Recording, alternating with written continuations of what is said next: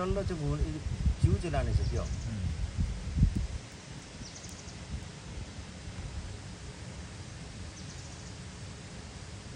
त्यो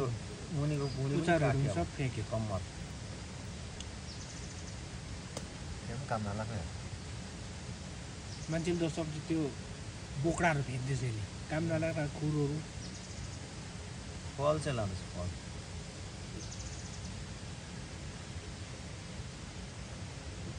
माकुरा चाहिँ अहिले त्यसलाई पनि डल्लो पर्छ तपाईँको हातमा आउँछ है काटेर फ्याँक्यो त्यो पनि पकेटा पनि फ्याँक्यो अन्डा फ्याँक्यो अब त्यो डल्लो पार्दैछ मोरियो मेन भित्रको पूर्जा मात्रै लाने होला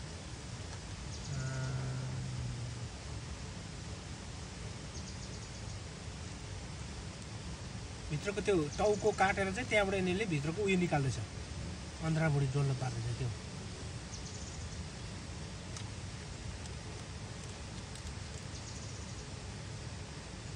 यस्तो साह्रो बाटो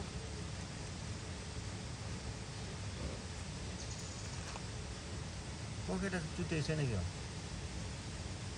उसको नि एउटा खुट्टा त अल्झिरहेछ क्या त्यसले दौ पाएको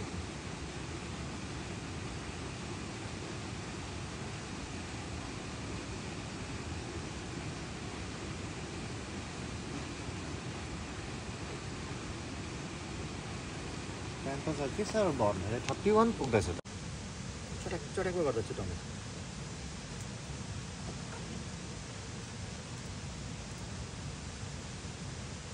के मजाले चुडाएर बोक्दैछु त्यो चाहिँ मोडेको रहेछ नि पकेर चुडा त पकेर चुटायो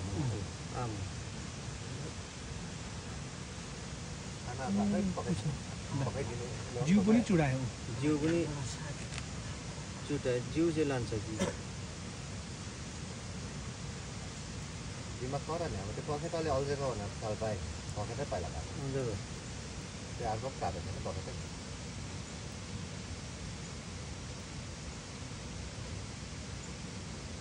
गाँठी काट्दैछ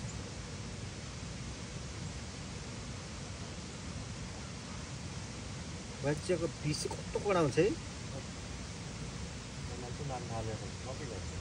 अहिले झन् यो किराहरूको पुरा शक्ति आएको सानो किराले टोक्दा पनि कुनै के पोजिटिभ भयो भने अर्कै नै डल्लै फेल गर्नु सक्छ म पनि अस्ति किराले टोकेको मात्रै भएर जिउ त टक्कै ठिक नभएको छैन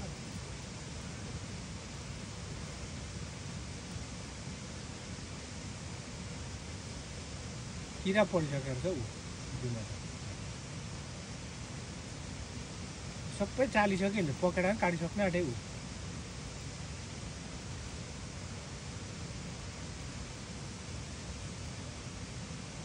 मेरो बल्ल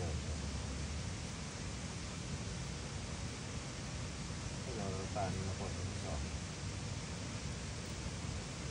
चुडै छाडेर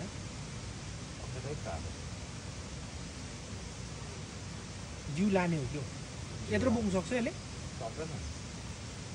सानो चप्टा लान्छ ल टाउको नै अघि काटेछ है काटेन ती छ चुडाउनु टाउको लिदिक खलिरहेछ जिउ पनि लिदिक खलिरहेछ त्यसले पखेटा काट्छ अहिले एउटै पखेटा मात्रै रह्यो अब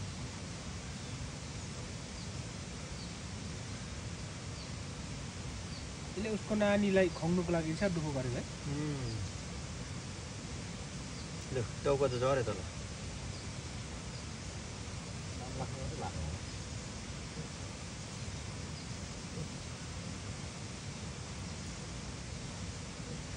साथौँदा चाहिँ ल्याइदिन्छ सिङ्गी खुट्टा पनि काट्यो ऊ काट्छ नि खुट्टा पनि काट्यो अब हेलिकप्टर उड्दैछ ऊ पखेटा चुटा लानुको लागि बर्बर पखेटा चुहाउने छ यसले त्यही पनि अल्झेको छ होला त्यो पनि अल्झिरहेछ होइन पखेटा काट्दैछु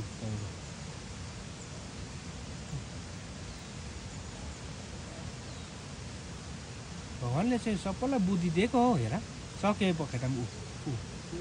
छिनायो पखेटा यसले यत्रो बोक्छ ला ला